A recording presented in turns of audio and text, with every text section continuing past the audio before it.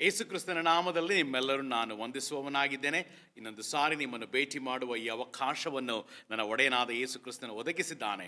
ನಾನು ಆತನಿಗೆ ಕೃತಜ್ಞತೆಗಳನ್ನು ಸಲ್ಲಿಸುವನಾಗಿದ್ದೇನೆ.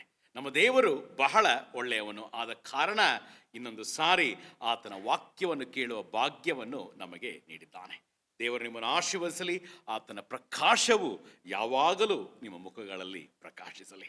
ನನ್ನ ಪ್ರಿಯ ಸಹೋದರ ಸಹೋದರಿಗಳೇ, ಈ ವಾರ ತಂದೆಯ ದಿನಾಚರಣೆಯನ್ನು ಲೋಕವು ಆಚರಿಸುವುದಾಗಿದೆ. ಆದ ಕಾರಣ ಈ ದಿನ ಆತ್ಮೀಕ ತಂದೆ ಅಂದರೆ ಆತ್ಮೀಕ ತಂದೆಯ ಜವಾಬ್ದಾರಿಗಳು ಏನು ಎಂಬ ವಿಷಯವನ್ನೇ ನಾವು ಧ್ಯಾನ ಮಾಡುವವರಾಗಿದ್ದೇವೆ. ಆದ ಕಾರಣ ಇಂದಿನ ಸಂದೇಶಕ್ಕೆ ನಾನು ಹೆಸರಿಟ್ಟಿದ್ದೇನೆ ತಂದೆಯ ಜವಾಬ್ದಾರಿಗಳು. ತಂದೆಯ ಜವಾಬ್ದಾರಿಗಳು ಇದಕ್ಕೆ ಆರಿಸಿಕೊಂಡಿರುವ ವಾಕ್ಯ ಭಾಗ ಜ್ಞಾನೋಕ್ತಿ 1ನೇ ಅಧ್ಯಾಯ 8ನೇ ವಚನ ಮತ್ತು 7ನೇ ವಚನ, 4ನೇ ಅಧ್ಯಾಯ 23 ಮತ್ತು 24 ಮತ್ತು 6ನೇ ಅಧ್ಯಾಯ 6ನೇ ವಚನವನ್ನು ಆರಿಸಿಕೊಳ್ಳಲಾಗಿದೆ. ಈಗ ನಾವು ಪ್ರಾರ್ಥನೆ ಮಾಡಿ ನಾವು ಸಂದೇಶದ ಕಡೆಗೆ ಹೋಗೋಣ. ಇನ್ನೊಂದು ಸಾರಿ ನಿಮ್ಮೆಲ್ಲರೂ ನಾನು ವಂದಿಸುವವನಾಗಿದ್ದೇನೆ. ನಾವು ಆತ್ಮೀಕ ತಂದೆಯ ಜವಾಬ್ದಾರಿಗಳ ಬಗ್ಗೆ ನಾವು ಸ್ವಲ್ಪ ಹೊತ್ತು ಧ್ಯಾನ ಮಾಡೋಣ. ನನ್ನ ಪ್ರಿಯ ಸಹೋದರ ಸಹೋದರಿಗಳೇ, ತಂದೆ ಬಹಳ ಮುಖ್ಯವಾದ ವ್ಯಕ್ತಿಯಾಗಿದ್ದಾನೆ. ಕುಟುಂಬದಲ್ಲಿ ತಂದೆಯ ಸ್ಥಾನ ಬಹಳ ಮುಖ್ಯವಾದ ಸ್ಥಾನವಾಗಿದೆ. ನಮಗೆ ಸ್ವಂತ ಮಕ್ಕಳು ಇರುತ್ತಾರೆ, ಬಯೋಲಾಜಿಕಲ್ ಚಿಲ್ಡ್ರನ್. ಅದೇ ರೀತಿಯಲ್ಲಿ ನಾವು ಕ್ರೈಸ್ತರಾಗಿರುವ ಕಾರಣ ನಮಗೆ ಅನೇಕ ಆತ್ಮೀಕ ಮಕ್ಕಳು ಕೂಡ ಇರುತ್ತಾರೆ. ನನ್ನ ಸಭೆಯಲ್ಲಿ ನೋಡುವಾಗ ನನಗೆ 2 ಮಕ್ಕಳು, ಬಯಾಲಜಿಕಲ್ ಚಿಲ್ಡ್ರನ್ ನನಗೆ 2 ಮಕ್ಕಳು, ಆದರೆ ಅನೇಕ ಆತ್ಮೀಕ ಮಕ್ಕಳು ಇದ್ದಾರೆ. ಆದ ಕಾರಣ ಈ ದಿನ ನಾವು ನಮ್ಮ ಸ್ವಂತ ಮಕ್ಕಳಿಗೆ, ಅದು ಮಾತ್ರವಲ್ಲ ನಮ್ಮ ಆತ್ಮೀಕ ಮಕ್ಕಳನ್ನು ಹೇಗೆ ಬೆಳೆಸಬೇಕೆಂಬ ಜವಾಬ್ದಾರಿಗಳ ಬಗ್ಗೆಯೇ ನಾವು ಈ ದಿನ ಮಾತಾಡುವವರಾಗಿದ್ದೇವೆ. ಒಂದು ದೈವಿಕ ತಂದೆಯ ಗುಣಲಕ್ಷಣಗಳ ಬಗ್ಗೆ ನಾವು ಧ್ಯಾನ ಮಾಡುವವರಾಗಿದ್ದೇವೆ. ಯಾಕೆಂದರೆ ತಂದೆ ಬಹಳ ಮುಖ್ಯ ವ್ಯಕ್ತಿಯಾಗಿದ್ದಾನೆ. ಆದರೆ ಈ ದಿನಗಳಲ್ಲಿ ನಾವು ನೋಡುವಾಗ I am not going to generalise, ನಾನು ಎಲ್ಲರನ್ನ ಹೇಳುತ್ತಿಲ್ಲ, ಆದರೆ ಅಧಿಕವಾದ ತಂದೆಗಳು ಅವರ ಜವಾಬ್ದಾರಿಯನ್ನು ಸರಿಯಾಗಿ ನಿಭಾಯಿಸುವುದಿಲ್ಲ. ಅಂದರೆ ಗಂಡಸರು ಗಂಡನಾಗಿ ತನ್ನ ನಾಯಕತ್ವವನ್ನು ಮನೆಯಲ್ಲಿ ಸರಿಯಾಗಿ ನಿಭಾಯಿಸುವುದಿಲ್ಲ. ಆದ ಕಾರಣ ತಂದೆಯಾಗಿ ಕೂಡ ಆತನ ಜವಾಬ್ದಾರಿಯನ್ನು ಸರಿಯಾಗಿ ನಿಭಾಯಿಸುವುದಿಲ್ಲ. ನನ್ನ ಪ್ರಿಯ ಸಹೋದರ ಸಹೋದರಿಗಳೇ, ಸತ್ಯವೇದದಲ್ಲಿ ಹೀಗೆಂದು ಬರೆಯಲಾಗಿದೆ, ತಂದೆಯ ಪಾಪ 2-3 ತಲೆಮಾರಿಗೆ ಮುಂದುವರಿಯುತ್ತದೆ. ಅಂದರೆ ಒಂದು ತಂದೆ ಯಾವಾಗ ಆತ್ಮೀಕನಾಗಿ ಇರುವುದಿಲ್ಲವೋ ಅವನ ಪಾಪ ಇಟ್ ಗೋಸ್ ಟು ಜನರೇಷನ್, ತಲೆಮಾರಿಗೆ ಅದು ಹರಡುವಂತಹ ವಿಷಯವಾಗಿದೆ. ಒಂದು ಆತ್ಮೀಕ ತಂದೆ ದೈವಿಕ ಮಕ್ಕಳನ್ನು ಬೆಳೆಸುತ್ತಾನೆ. ಅಂದರೆ ಒಂದು ಆತ್ಮೀಕ ತಂದೆ ಒಂದು ದೈವಿಕ ಜನಾಂಗವನ್ನು ಬೆಳೆಸುವ ವ್ಯಕ್ತಿಯಾಗಿದ್ದಾನೆ. ಆದರೆ ಯಾವಾಗ ಸೈತಾನನು ಒಂದು ಆತ್ಮೀಕ ತಂದೆಯನ್ನು ಬೀಳಿಸುತ್ತಾನೋ ಆಗ ಆ ಆತ್ಮೀಕ ಜನಾಂಗ ಬಿದ್ದು ಹೋಗುತ್ತದೆ. ಆದ ಕಾರಣ ಈ ಸಂದೇಶ ಬಹಳ ಮುಖ್ಯವಾದ ಸಂದೇಶವಾಗಿದೆ ನನ್ನ ಸಹೋದರರೇ. ಮೇ ಬಿ ನೀವು ಈ ವಿಷಯಗಳನ್ನು, ಈ ಜವಾಬ್ದಾರಿಗಳನ್ನು ನೀವು ನಿಭಾಯಿಸುತ್ತಾ ಇರಬಹುದು. It's very good to reflect once again. ಆ ರೀತಿಯಾದ ಜವಾಬ್ದಾರಿಗಳನ್ನು ನಿಭಾಯಿಸದೇ ಇದ್ದರೆ ಈ ದಿನ ನಮ್ಮನ್ನು ನಾವು ತಿದ್ದುಪಡಿಸಿಕೊಂಡು ದೇವರ ಒಂದು ಸತ್ಯವೇದದ ಹಾದಿಯಲ್ಲಿ ನಾವು ನಡೆಯುವುದಕ್ಕೆ ನಾವು ನಿರ್ಧಾರ ಮಾಡೋಣ. ಆದ ಕಾರಣ ಈ ಸಂದೇಶ ಬಹಳ ಮುಖ್ಯವಾದ ಸಂದೇಶವಾಗಿದೆ ನನ್ನ ಪ್ರಿಯ ಸಹೋದರ ಸಹೋದರಿಗಳೇ. ನಮ್ಮ ಮಕ್ಕಳಿಗೆ ನಾವು ವಿದ್ಯಾಭ್ಯಾಸವನ್ನು ಕೊಡುವುದು ಬಹಳ ಮುಖ್ಯ ವಿಷಯವಾಗಿದೆ. ಅದು ಮಾತ್ರವಲ್ಲ, ನಮ್ಮ ಕುಟುಂಬಗಳಿಗೆ ಬೇಕಾದ ಅಗತ್ಯತೆಗಳನ್ನು ನೀಡುವುದು ಕೂಡ ಬಹಳ ಮುಖ್ಯವಾಗಿದೆ. ಆದರೆ ಈ ಎಲ್ಲ ವಿಷಯಕ್ಕಿಂತ ಮೇಲ್ಪಟ್ಟಾದ ಒಂದು ವಿಷಯವಾಗಿದೆ. ಅದೇನೆಂದರೆ ನಾವು ಆತ್ಮೀಕ ಮಕ್ಕಳನ್ನು ಬೆಳೆಸುವುದು. ಮಕ್ಕಳು ಯಾವಾಗ ಆತ್ಮೀಕದಲ್ಲಿ ಬೆಳೆಯುತ್ತಾರೋ ಅವರು ಕ್ರಿಮಿನಲ್ಗಳಾಗಿ ಮಾರ್ಪಡುವುದಿಲ್ಲ. ಅದು ಮಾತ್ರ ಅಲ್ಲ, ಪಠಿಂಗರಾಗಿ ಮಾರ್ಪಡುವುದಿಲ್ಲ. ರೀಸೆಂಟ್ ಸರ್ವೆ ಹೇಳ್ತದೆ, ಒಂದು 3 ಸೆಂಚುರೀಸ್ ಅಂದರೆ 30 ವರ್ಷಗಳ ಹಿಂದೆ ಒಂದು ಆವ್ರೇಜ್ ಏಜ್, ಜೈಲಿನಲ್ಲಿ ಆವ್ರೇಜ್ ಏಜ್ ನೋಡುವಾಗ 35 to 40. ಆದರೆ ರೀಸೆಂಟ್ ಒಂದು ಸರ್ವೆ ಹೇಳುತ್ತದೆ ಅನೇಕ ಯೌವನಸ್ಥ ಮಕ್ಕಳು ಅಂದರೆ ಆವ್ರೇಜ್ ಏಜ್ 21-22 ಅಲ್ಲಿ ಅವರು ಜೈಲಿನಲ್ಲಿ ಇರುವಂತಹ ವ್ಯಕ್ತಿಗಳಾಗಿ ಮಾರ್ಪಟ್ಟಿದ್ದಾರೆ. ಇದು ಒಂದು ಆತ್ಮೀಕ ತಂದೆ ಇರುವ ಮನೆಯಲ್ಲಿ ನೆರವೇರುವುದಿಲ್ಲ. ಯಾವಾಗ ಒಂದು ತಂದೆ ಆತ್ಮೀಕ ಮಕ್ಕಳನ್ನು ಬೆಳೆಸುವುದಿಲ್ಲವೋ ಆಗ ಈ ರೀತಿಯಾದ ಕ್ರಿಮಿನಲ್ಗಳು ಹೆಚ್ಚಾಗಿ ಮಾರ್ಪಡುತ್ತಾರೆ. ನಾವು ಯಾವಾಗ ಆತ್ಮೀಕ ಮಕ್ಕಳನ್ನು ಬೆಳೆಸುವಾಗ ಅವರು ಮುಂದೆ ಬೆಳೆದು ಅವರು ಆತ್ಮೀಕ ಗಂಡನಾಗಿ ಮಾರ್ಪಡುತ್ತಾರೆ. It's a cycle. ಒಂದು ಆತ್ಮೀಕ ತಂದೆ ಒಂದು ಆತ್ಮೀಕ ಮಗನನ್ನು ಬೆಳೆಸುವಾಗ ಆ ಮಗನು ಬೆಳೆದು ಅವನ ಆತ್ಮೀಕ ಗಂಡನಾಗಿ ಮಾರ್ಪಡುತ್ತಾನೆ. ಅದು ಮಾತ್ರವಲ್ಲ, ಅವನು ಕೂಡ ಆತ್ಮೀಕ ತಂದೆಯಾಗಿ ಮಾರ್ಪಡುತ್ತಾನೆ. ಒಂದು ಆತ್ಮೀಕ ಮಗಳನ್ನು ಬೆಳೆಸುವಾಗ ಅವಳು ಬೆಳೆದು ಆತ್ಮೀಕ ಹೆಂಡತಿ ಆಗುತ್ತಾಳೆ. ಅದು ಮಾತ್ರವಲ್ಲ, ಆತ್ಮೀಕ ತಾಯಿ ಆಗುತ್ತಾಳೆ. ಅದು ಮಾತ್ರವಲ್ಲ, ಇವರು ದೇವರ ಸೇವಕರಾಗಿ ಮಾರ್ಪಡುತ್ತಾರೆ. ಆದ ಕಾರಣ ನನ್ನ ಪ್ರಿಯ ಸಹೋದರರೇ, ದೇವರು ನಮಗೆ ಬಹಳ ದೊಡ್ಡ ಜವಾಬ್ದಾರಿಯನ್ನು ನೀಡಿದ್ದಾನೆ. ಈ ಜವಾಬ್ದಾರಿಯನ್ನು ಕೇವಲ ಬಾಯಿಂದ ಹೇಳುವ ಜವಾಬ್ದಾರಿ ಅಲ್ಲ, ಕಾರ್ಯರೂಪದಲ್ಲಿ ಹೇಳುವಂಥ ವಿಷಯವಾಗಿದೆ, ಕಾರ್ಯರೂಪದಲ್ಲಿ ತೋರಿಸುವಂತಹ ವಿಷಯವಾಗಿದೆ. ಅಂದರೆ ನಮ್ಮ ಮಕ್ಕಳಿಗೆ ನಾವು ಉದಾಹರಣೆಯಾಗಿ ಮಾರ್ಪಡಬೇಕು. ಯಾವ ಉದಾಹರಣೆಗಳು? ಆ ವಿಷಯದ ಬಗ್ಗೆಯೇ ನಾವು ಮಾತಾಡುವವರಾಗಿದ್ದೇವೆ. ನಾವು ಯಾವ ಜವಾಬ್ದಾರಿಯನ್ನು ನಿಭಾಯಿಸಬೇಕು ಎಂಬ ವಿಷಯವನ್ನೇ ನಾವು ಮಾತಾಡುವವರಾಗಿದ್ದೇವೆ. ಅಂದರೆ ನೀವು ತಿಳ್ಕೊಳ್ಬೋದು, ನನ್ನ ಮಕ್ಕಳಿಗೆ ವಿದ್ಯಾಭ್ಯಾಸ ಕೊಡುತ್ತೇನೆ, ಪ್ರೈಸ್ ಗಾಡ್, ವೆರಿ ಗುಡ್. ಅವರಿಗೆ ನಾವು ಬೇಕಾದ ಎಲ್ಲ ಅಗತ್ಯತೆಗಳನ್ನು ನೀಡ್ತೇನೆ, ಪ್ರೈಸ್ ಗಾಡ್, ವೆರಿ ಗುಡ್. ನಾನು ರೀಸೆಂಟಾಗಿ ಒಬ್ಬರಿಗೆ ಹೇಳ್ತಾ ಇದ್ದೆ, ನನ್ನ ಮಕ್ಕಳನ್ನು ಒಳ್ಳೆ ಇಂಜಿನಿಯರ್ ಮಾಡಬಹುದು, ಒಳ್ಳೆ ಡಾಕ್ಟರ್ ಮಾಡಬಹುದು, ಆದರೆ ಆ ಇಂಜಿನಿಯರಿಂಗ್ ಒಳ್ಳೆ ವ್ಯಕ್ತಿಯಾಗಿ ಮಾರ್ಪಡಿಸುವುದಿಲ್ಲ. ಆ ಡಾಕ್ಟರ್ ಒಳ್ಳೆ ವ್ಯಕ್ತಿಯಾಗಿ MBBS ಒಳ್ಳೆ ವ್ಯಕ್ತಿಯಾಗಿ ಮಾರ್ಪಡಿಸುವುದಿಲ್ಲ. ಆದ ಕಾರಣ ಒಂದು ಆತ್ಮೀಕ ಮಕ್ಕಳೇ ಒಳ್ಳೆ ವ್ಯಕ್ತಿಯಾಗಿ ಮಾರ್ಪಡುವುದಕ್ಕೆ ಸಾಧ್ಯ. ಆದ ಕಾರಣ ಈ ಎಲ್ಲ ಅಗತ್ಯತೆ ಕೊಡುವುದು ಒಳ್ಳೆ ವಿಷಯವೇ, ಆದರೆ ಇದಕ್ಕಿಂತ ಮೇಲ್ಪಟ್ಟ ವಿಷಯಗಳು ಆತ್ಮೀಕ ವಿಷಯಗಳು. ಆತ್ಮೀಕ ಜವಾಬ್ದಾರಿಯನ್ನು ತಂದೆಯಾದ ನಾವು ನಿಭಾಯಿಸಬೇಕು. ಆ ಜವಾಬ್ದಾರಿಗಳ ಬಗ್ಗೆಯೇ ನಾವು ಈ ದಿನ ಮಾತಾಡುವವರಾಗಿದ್ದೇವೆ. ತಂದೆಯ ಜವಾಬ್ದಾರಿ, ಮೊದಲನೆಯ ಜವಾಬ್ದಾರಿ ಎಂದರೆ ಮಕ್ಕಳಿಗೆ ದೇವರ ಭಯಭಕ್ತಿಯನ್ನು ನಾವು ಹೇಳಿಕೊಡಬೇಕು. ಜ್ಞಾನೋಕ್ತಿ 1ನೇ ಅಧ್ಯಾಯ 7ನೇ ವಚನದಲ್ಲಿ ಹೀಗೆ ಹೇಳುತ್ತದೆ, ಯೆಹೋವ ದೇವರ ಭಯವೇ ಜ್ಞಾನಕ್ಕೆ ಮೂಲವಾಗಿದೆ. The fear of God, that is reverential fear of God is the foundation of all wisdom. ನಮ್ಮ ಮಕ್ಕಳು ಜ್ಞಾನದಲ್ಲಿ ಬೆಳೆಯಬೇಕೆಂದರೆ ತಂದೆಯಾದ ನಾವು ಅವರಿಗೆ ಭಯಭಕ್ತಿಯನ್ನು, ಅಂದರೆ ದೇವರ ಭಯಭಕ್ತಿಯನ್ನು ನಾವು ಹೇಳಿಕೊಡಬೇಕು. ಯಾವ ರೀತಿಯಲ್ಲಿ? ನಾವು ಭಕ್ತಿಗೆ ಉದಾಹರಣೆಯಾಗಿರಬೇಕು. ಮನೆಯಲ್ಲಿ ನಾವು ಭಕ್ತಿಗೆ ಉದಾಹರಣೆಯಾಗಿರುವಾಗ ನಮ್ಮ ಮಕ್ಕಳು ನಮ್ಮನ್ನು ನೋಡಿ ಭಕ್ತಿಯಲ್ಲಿ ಬೆಳೆಯುವ ಮಕ್ಕಳಾಗಿ ಮಾರ್ಪಡುತ್ತಾರೆ. ಅಂದರೆ ಮಕ್ಕಳು ಭಯಭಕ್ತಿಯಲ್ಲಿ ಬೆಳೆಯುವಾಗ ಅವರು ಜ್ಞಾನವಂತರಾಗುತ್ತಾರೆ. ಅಂದರೆ ಅವರು ಕೆಟ್ಟ ಹಾದಿಯಲ್ಲಿ ನಡೆಯುವುದಿಲ್ಲ, ಕೆಟ್ಟ ಮಾರ್ಗವನ್ನು ಹಿಡಿಯುವುದಿಲ್ಲ. ಅವರು ಒಂದು ಜವಾಬ್ದಾರಿಯ ಮಕ್ಕಳಾಗಿ, ಸಿಟಿಸನ್ಗಳಾಗಿ ಮಾರ್ಪಡುತ್ತಾರೆ. ಹೇಗೆ?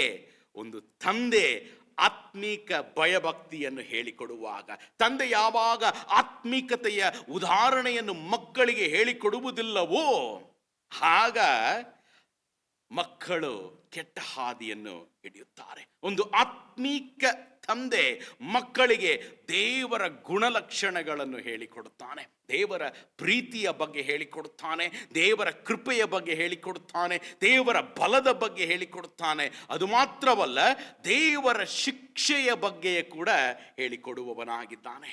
ನಾವು ನಮ್ಮ ಮಕ್ಕಳಿಗೆ ದೇವರ ವಿಷಯವನ್ನು ಹೇಳಿಕೊಡಬೇಕೆಂದರೆ ಮೊದಲು ನಾವು ದೇವರ ವಿಷಯವನ್ನು ಕಲಿಯಬೇಕು. ನನ್ನ ಪ್ರಿಯ ಸಹೋದರರೇ, ಅಂದರೆ it's not just going to church. ನಾವು ತಿಳ್ಕೊಳ್ತೀವಿ ಅನೇಕ ಸಾರಿ ಬೇರೆ ಸಂಡೇ 1.5 ತಾಸು 2 ತಾಸು ಸಭೆಗೆ ಹೋಗಿದ ತಕ್ಷಣ ನಾವು ಆತ್ಮೀಕರು. Not at all. ನಮಗೆ ದೇವರ ವಿಷಯ ತಿಳಿದಿರಬೇಕು. ಸಂಡೇ ಒಂದು ಹಾಫ್ ಅನ್ ಅವರ್ ಮೆಸೇಜ್ ಕೇಳಿದ ತಕ್ಷಣ ನಾವು ಆತ್ಮೀಕದಲ್ಲಿ ಬೆಳೆಯುವುದಕ್ಕೆ ಸಾಧ್ಯವಿಲ್ಲ.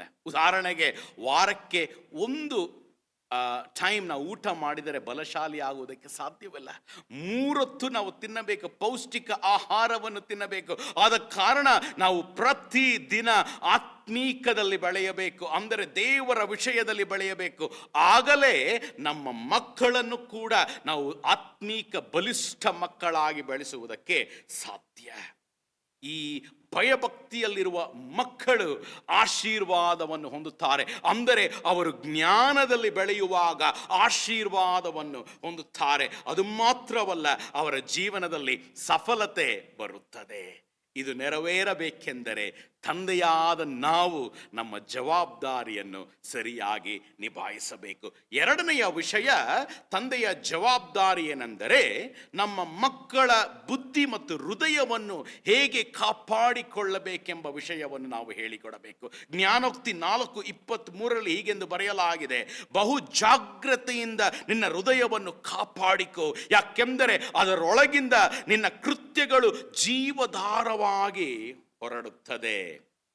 ಒಂದು ಆತ್ಮೀಕ ತಂದೆ ತನ್ನ ಮಕ್ಕಳ ಹೃದಯ ಹೇಗೆ ಕಾಪಾಡಿಕೊಳ್ಳಬೇಕೆಂಬ ವಿಷಯವನ್ನು ಹೇಳಿಕೊಡುತ್ತಾನೆ. ಅದು ಮಾತ್ರವಲ್ಲ, ಅವರ ಮನಸ್ಸಿನಲ್ಲಿ, ಅವರ ಹೃದಯದಲ್ಲಿ ದೈವಿಕ ವಿಷಯಗಳನ್ನು, ದೇವರ ವಿಷಯಗಳನ್ನು ತುಂಬಿಸುತ್ತಾನೆ.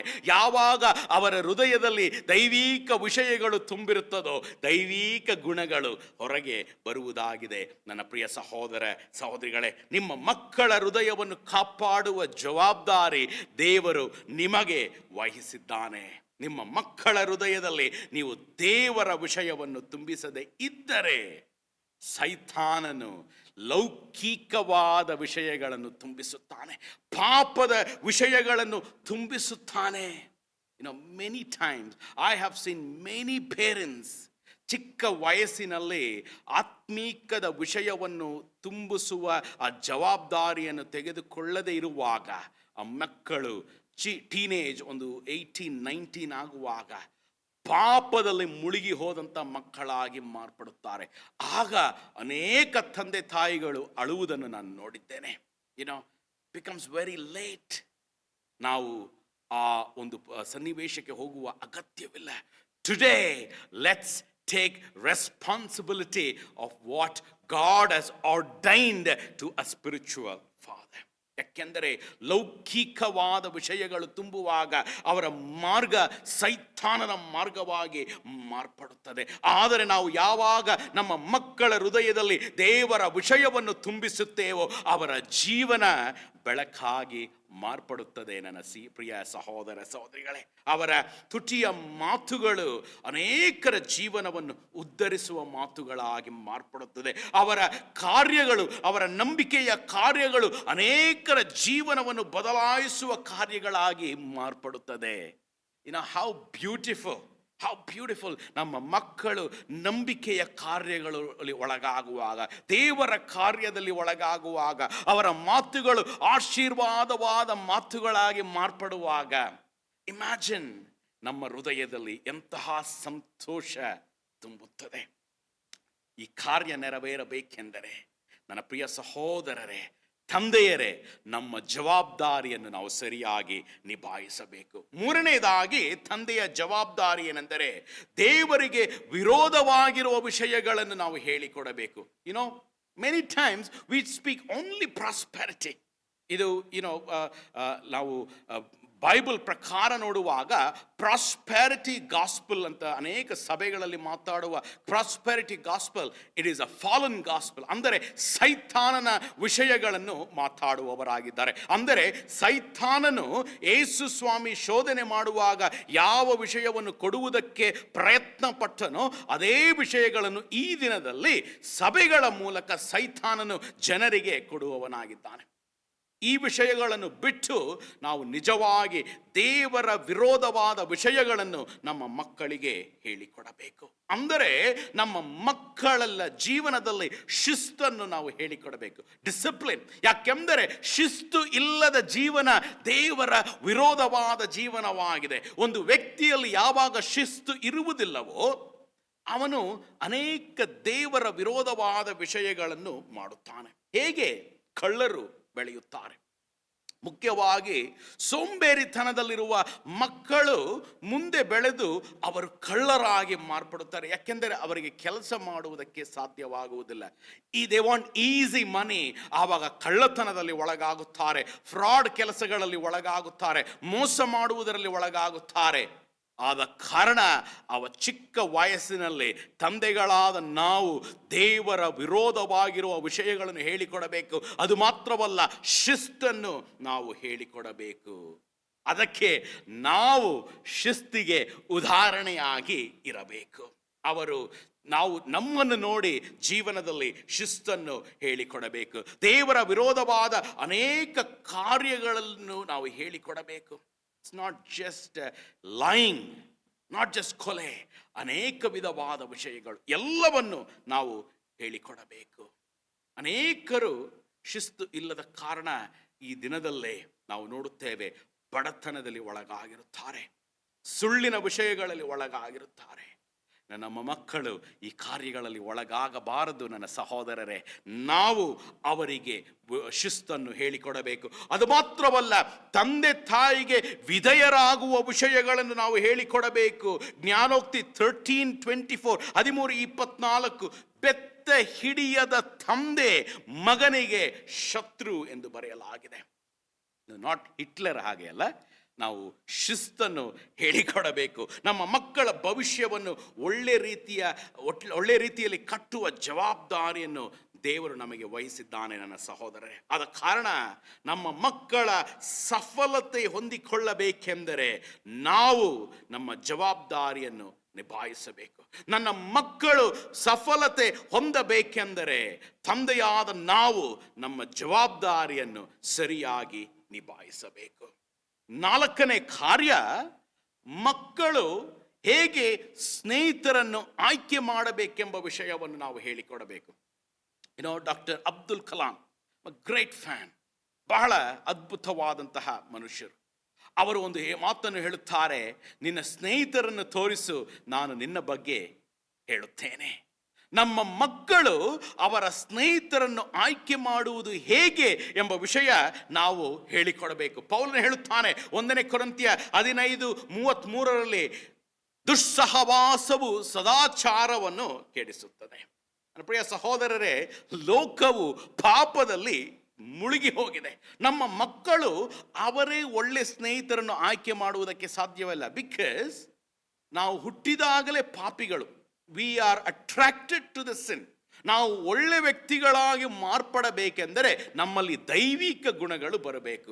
ಆದ ಕಾರಣ ನಮ್ಮ ಮಕ್ಕಳೇ ಒಳ್ಳೆ ಸ್ನೇಹಿತರನ್ನು ಕಂಡುಹಿಡಿಯುವುದಕ್ಕೆ ಸಾಧ್ಯವಿಲ್ಲ. ನಾವು ಯಾವ ರೀತಿಯಾದ ಸ್ನೇಹಿತರು ಅವರಿಗೆ ಇರಬೇಕೆಂಬ ವಿಷಯವನ್ನು ನಾವು ಹೇಳಿಕೊಡಬೇಕು. For that we need to give some time for them. ಸಮಯವನ್ನು ನಾವು ಅವರಿಗೆ ಕೊಡಬೇಕು. ಅವರ ಸ್ನೇಹಿತರು ಯಾರು ಎಂಬ ವಿಷಯವನ್ನು ನಾವು ಕೇಳಬೇಕು.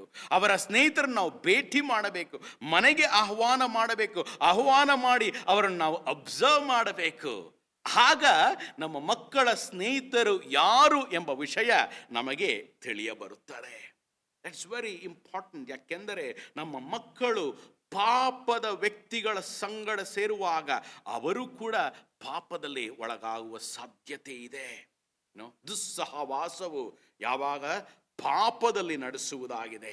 ಆದ ಕಾರಣ ಸ್ನೇಹಿತರನ್ನು ಹೇಗೆ ಆಯ್ಕೆ ಮಾಡಬೇಕೆಂಬ ಜ್ಞಾನವನ್ನು ನಾವು ಅವರಿಗೆ ಹೇಳಿಕೊಡಬೇಕು. ಆವಾಗ ಅವರಿಗೆ ಒಳ್ಳೆ ಸ್ನೇಹಿತರು ಇರುತ್ತಾರೆ. ಈ ಕಾರ್ಯ ನೆರವೇರಬೇಕೆಂದರೆ ತಂದೆ ಅವರ ಜವಾಬ್ದಾರಿಯನ್ನು ಸರಿಯಾಗಿ ನಿಭಾಯಿಸಬೇಕು. 5ನೇ ವಿಷಯವೇನೆಂದರೆ, ನಮ್ಮ ಮಕ್ಕಳ ಶರೀರವನ್ನು ಅವರ ಹತೋಟಿಯಲ್ಲಿ ಇಟ್ಟುಕೊಳ್ಳುವ ವಿಷಯವನ್ನು ನಾವು ಅವರಿಗೆ ಹೇಳಿಕೊಡಬೇಕು. ಇದು ಬಹಳ ಮುಖ್ಯವಾದ ವಿಷಯವಾಗಿದೆ. ಯಾಕೆಂದರೆ ಇಂದಿನ ಸಮಾಜವನ್ನು ನಾವು ನೋಡುವಾಗ ಯೌವನಸ್ಥರು ಪಾಪದ ವಿಷಯದಲ್ಲಿ ಒಳಗಾಗದೇ ಇರುವಾಗ ಸಮಾಜವು ಅವರನ್ನು ಕೀಳಾಗಿ ನೋಡುತ್ತದೆ. ಪಿಯರ್ ಪ್ರೆಷರ್ ಎಂದು ಹೇಳುತ್ತಾರೆ. ಉದಾಹರಣೆಗೆ ಕಾಲೇಜುಗಳಲ್ಲಿರುವ ಮಕ್ಕಳು ಬಾಯ್ ಫ್ರೆಂಡ್ ಗರ್ಲ್ ಫ್ರೆಂಡ್ ಇಲ್ಲದೆ ಇರುವಾಗ ಅವರ ಸ್ನೇಹಿತರು ಅವರನ್ನು ಕೀಳಾಗಿ ನೋಡುತ್ತಾರೆ. ಅವರು ಒಂಥರ ಏಲಿಯನೇಟ್ ಮಾಡಿಬಿಡ್ತಾರೆ. Oh, they are not fit, they are not good, they are not capable. ಆ ರೀತಿಯಾದ ವಿಷಯಗಳನ್ನು ಲೋಕವು ಹೇಳಿಕೊಡುತ್ತದೆ. ಆವಾಗ ಏನು ಮಾಡುತ್ತಾರೆ ಅಂದರೆ, ಆ ಪ್ರಿಯರ್ ಪ್ರೆಷರ್ಲಿ ಒಳಗಾಗುವ ಮಕ್ಕಳು ಪಾಪದಲ್ಲಿ ಒಳಗಾಗುತ್ತಾರೆ. ಆದ ಕಾರಣ ನಮ್ಮ ಜವಾಬ್ದಾರಿ ಏನೆಂದರೆ, ಸತ್ಯವೇದದ ವಿಷಯಗಳನ್ನು ಅವರಿಗೆ ಹೇಳಿಕೊಡಬೇಕು. ಅವರಿಗೆ ಹೇಳಬೇಕು, ಸಮಾಜವು ಅನೇಕ ವಿಷಯಗಳನ್ನು ಹೇಳಬಹುದು, ಆದರೆ ಸತ್ಯವೇದಕ್ಕೆ ವಿರೋಧವಾಗಿದ್ದರೆ ಅದನ್ನು ಪಾಲನೆ ಮಾಡುವುದು ಸರಿಯಿಲ್ಲ ಎಂಬ ವಿಷಯವನ್ನು ನಾವು ಹೇಳಿಕೊಡಬೇಕು. ಇಂದಿನ ಜನರೇಷನ್ ನೋಡುವಾಗ, I am not talking about upper middle class, especially the lower middle class people ನೋಡುವಾಗ, ಚಿಕ್ಕ ವಯಸ್ಸಿನಲ್ಲೇ 16-17 ವಯಸ್ಸಿನಲ್ಲೇ ಅವರು ಮನೆ ಬಿಟ್ಟು ಓಡಿ ಹೋಗುತ್ತಾರೆ, ಹುಡುಗಿಯರು ಹುಡುಗರು. ಯಾಕೆಂದರೆ ಮನೆಯಲ್ಲಿ ಅವರಿಗೆ ಒಳ್ಳೆ ವಿಷಯವನ್ನು ಹೇಳಿಕೊಡುವುದಕ್ಕೆ ತಂದೆ ಇಲ್ಲ, ಆತ್ಮಿಕ ತಂದೆ ಇಲ್ಲ. ಅವರ ತಂದೆಯ ಜವಾಬ್ದಾರಿಯನ್ನು ನಿಭಾಯಿಸುವಂತಹ ತಂದೆ ಅಲ್ಲಿ ಇಲ್ಲದ ಕಾರಣ ಅವರು ಅನೇಕ ಪಾಪದಲ್ಲಿ ಒಳಗಾಗುತ್ತಾರೆ. We don't have to listen to the world. ಯೌವನಸ್ಥ ಮಕ್ಕಳ ಮನಸ್ಸಿನಲ್ಲಿ ಅನೇಕ ವಿಷಯಗಳು, ದೇರ್ ಇಸ್ ಹಾರ್ಮೋನಲ್ ಚೇಂಜಸ್. ಇದನ್ನು ನಾವು ಅರಿತುಕೊಳ್ಳಬೇಕು. ನಾವು ಏನು ಮಾಡ್ತೀವಿ, ಒಂದು ದೊಡ್ಡ ತಪ್ಪು ಮಾಡ್ತೇವೆ. ಚಿಕ್ಕ ಮಕ್ಕಳನ್ನು ಬಹಳ ಪ್ರೀತಿಯಿಂದ ಬೆಳೆಸುತ್ತೇವೆ. It's good, I am not telling it's wrong.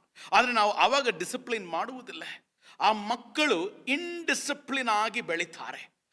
ಟೀನೇಜಲ್ಲಿ ನಾವು ಅನೇಕ ಡಿಸಿಪ್ಲಿನ್ ಮಾಡುವುದಕ್ಕೆ ಪ್ರಯತ್ನ ಪಡ್ತೇವೆ, ಆದರೆ ಅದು ತಪ್ಪಾದ ಒಂದು ಪ್ಯಾರೆಂಟಿಂಗ್ ಸ್ಕಿಲ್ ಆಗಿದೆ. ಟೀನೇಜ್ ಟೈಮಲ್ಲಿ ನಾವು ಅವರ ಸ್ನೇಹಿತರಾಗಿ ಮಾರ್ಪಡಬೇಕು. ಆವಾಗ ನಮ್ಮ ಮಕ್ಕಳು, ಅವರಿಗೆ ಒಂದು ಆಲೋಚನೆ, ಕೆಟ್ಟ ಆಲೋಚನೆ ಬರುವಾಗ ಅವರು ನಮ್ಮ ಬಳಿಗೆ ಬಂದು ಮಾತನಾಡುತ್ತಾರೆ. ಇಲ್ಲದಿದ್ದರೆ ಅವರು ಅವರ ಸ್ನೇಹಿತರ ಬಳಿಗೆ ಮಾತನಾಡುತ್ತಾರೆ. ಅವರ ಸ್ನೇಹಿತರ ಒಂದು ಆಲೋಚನೆ ಹೇಗಿರುತ್ತದೆ ಅಂದರೆ, ಓ ಬನ್ನಿ ನಾವು ಡ್ರಿಂಕ್ಸ್ ಮಾಡೋಣ, ಸ್ಮೋಕ್ ಮಾಡೋಣ, ಇದರಿಂದ ನಮಗೆ ಒಂದು ದುಃಖ ಕಡಿಮೆ ಆಗುತ್ತದೆ. That is not right. ಯಾಕೆ?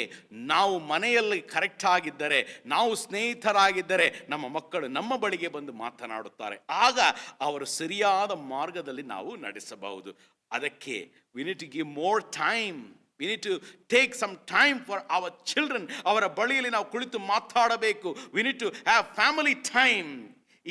ಈ ಕಾರ್ಯಗಳು ನೆರವೇರುವಾಗ ನಮ್ಮ ಮಕ್ಕಳ ಹೃದಯ ಪರಿಶುದ್ಧವಾಗಿ ಇರುತ್ತದೆ. They will walk a holy walk, godly walk. ಆ ರೀತಿಯಾದ ಮಾರ್ಗದಲ್ಲಿ ನಡೆಯುತ್ತಾರೆ. ಈ ಕಾರ್ಯ ನೆರವೇರಬೇಕೆಂದರೆ ನನ್ನ ಸಹೋದರರೇ, ತಂದೆಯರು ಅವರ ಜವಾಬ್ದಾರಿಯನ್ನು ಸರಿಯಾಗಿ ನಿಭಾಯಿಸಬೇಕು. ಅದು ಮಾತ್ರವಲ್ಲ, 6ನೇ ವಿಷಯ, ಮಕ್ಕಳಿಗೆ ಹೇಗೆ ಮಾತಾಡುವುದನ್ನು ನಾವು ಹೇಳಿಕೊಡಬೇಕು. ಜ್ಞಾನೋಕ್ತಿ 4:24, ಸುಟ್ಟ ಮಾತುಗಳು ನಿನ್ನಿಂದ ತೊಲಗಿಸಿ ಬಿಡು, ಕೆಟ್ಟ ನುಡಿಗಳನ್ನು ಬಾಯಿಂದ ದೂರ ಮಾಡು. ನಮ್ಮ ಮಕ್ಕಳು ಒಳ್ಳೆ ರೀತಿಯಲ್ಲಿ ಮಾತಾಡಬೇಕೆಂದರೆ ನಮ್ಮ ಬಾಯಿಯಲ್ಲಿ ಒಳ್ಳೆ ಮಾತುಗಳು ಬರಬೇಕು. ನಾವೇ ಅವರ ಮುಂದೆ ಹೊಟ್ಟೆ ಕಿಚ್ಚಿನ ಮಾತುಗಳು ಆಡುವಾಗ, ಮೋಸ ವಂಚನೆಯ ಮಾತುಗಳನ್ನು ಆಡುವಾಗ ಅವರು ಕೂಡ ಆ ಮಾತುಗಳನ್ನೇ ಕಲಿಯುತ್ತಾರೆ. ರೀಸೆಂಟ್ಲಿ ನನ್ನ ಹೆಂಡತಿ ಬಳಿಗೆ ಒಬ್ಬರ ವಿಷಯವನ್ನು ನಾವು ಮಾತಾಡುತ್ತಿರುವಾಗ, ವಿ ಸಾ ಒಂದು ಮಕ್ಕಳ ಒಂದು ಕ್ಯಾರೆಕ್ಟರ್ ನಾವು ನೋಡುವಾಗ ನಮಗೆ ಬಹಳ ಬೇಸರವಾಗುತ್ತಿತ್ತು. ದೆನ್ ನಾವು ಆಲೋಚನೆ ಮಾಡುವಾಗ ಅವರ ತಂದೆ ತಾಯಿ ಕೂಡ ಅದೇ ರೀತಿಯಾದ ಕ್ಯಾರೆಕ್ಟರಲ್ಲಿ ಇರುವಂತಹ ವ್ಯಕ್ತಿಗಳು. ಆದ ಕಾರಣ ಅದು ನೋಡಿ, ಆ ಕ್ಯಾರೆಕ್ಟರ್ ಎಲ್ಲಿ ಹೋಯ್ತಂದರೆ ಮಕ್ಕಳಲ್ಲಿ. ಆದ ಕಾರಣ ಮಕ್ಕಳನ್ನು ನಾವು ತಪ್ಪು ಹೇಳುವುದು ಸರಿಯಲ್ಲ. ಯಾಕೆಂದರೆ ತಂದೆ ತಾಯಿಯ ಬಳಿಯಲ್ಲಿ ಆ ವಿಷಯವನ್ನು ಕಲಿತ ಕಾರಣ ಮಕ್ಕಳು ಕೆಟ್ಟ ದಾರಿಯನ್ನು ಹಿಡಿದಿದ್ದಾರೆ. ಆದ ಕಾರಣ ನಮ್ಮ ಮಾತುಗಳು ಜ್ಞಾನವುಳ್ಳ ಮಾತುಗಳಾಗಿ ಮಾರ್ಪಡಬೇಕು. ಆ ಜ್ಞಾನವುಳ್ಳ ಮಾತುಗಳು ನಮ್ಮ ಮಕ್ಕಳು ಹೇಳಬೇಕು. ಜ್ಞಾನೋಕ್ತಿ 10:21 ಹೇಳುತ್ತದೆ, ಸಜ್ಜನರ ಭಾಷಣದಿಂದ ಬಹುಜನರಿಗೆ ಭೂಷಣ, ಬುದ್ಧಿಹೀನತೆಯಿಂದ ಮೂರ್ಖರಿಗೆ ನಾಶನ.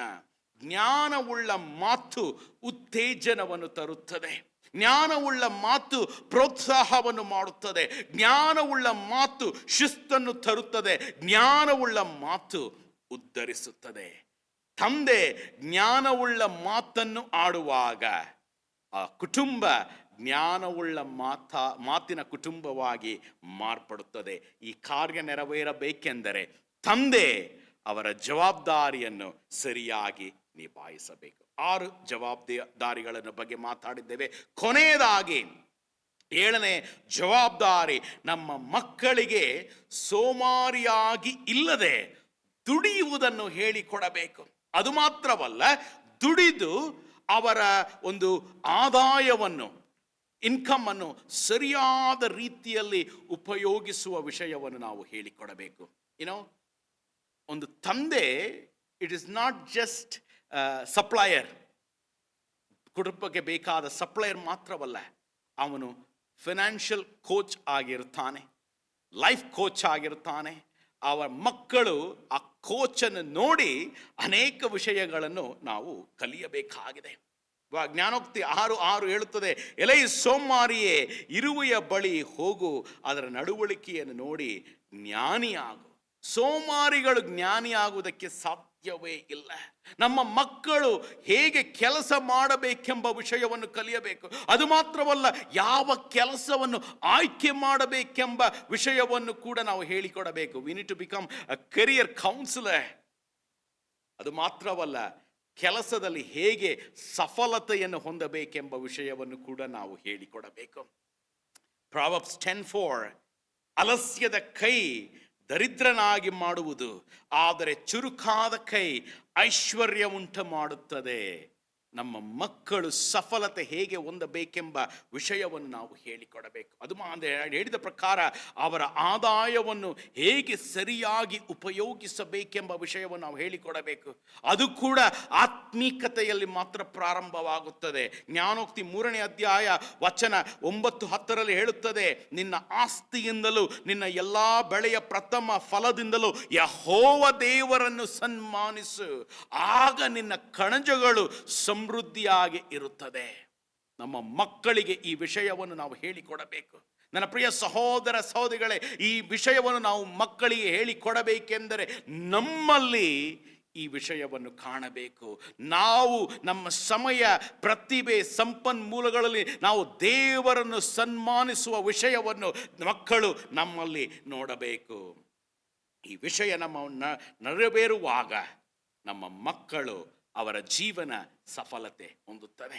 It's not just gonna end their generation, ಅವರ ಒಂದು ವಂಶಾವಳಿ ಆಶೀರ್ವಾದವಾಗಿ ಮಾರ್ಪಡುತ್ತದೆ.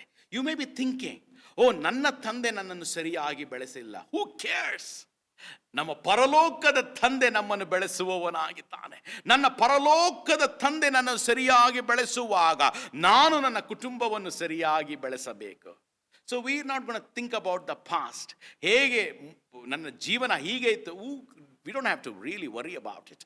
ನಮ್ಮ ಜೀವನ, ಇಂದಿನ ಜೀವನ ದೇವರ ಹತೋಟಿಯಲ್ಲಿರುವಾಗ ನಮ್ಮ ಭವಿಷ್ಯ ಸುಂದರವಾಗಿ, ಸಫಲತೆಯಿಂದ ಬೆಳಕಾಗಿ ಮಾರ್ಪಡುತ್ತದೆ. ಅದಕ್ಕೆ ತಂದೆ, ಆತ್ಮೀಕ ತಂದೆ, ನಿಮ್ಮ ಜವಾಬ್ದಾರಿಯನ್ನು ಸರಿಯಾಗಿ ನಿಭಾಯಿಸಬೇಕು. ನನ್ನ ಪ್ರಿಯ ಸಹೋದರ ಸಹೋದರಿಗಳೇ, ನಮ್ಮ ಮಕ್ಕಳಿಗೆ ದೇವರ ಭಯಭಕ್ತಿಯನ್ನು ಹೇಳಿಕೊಡಬೇಕು.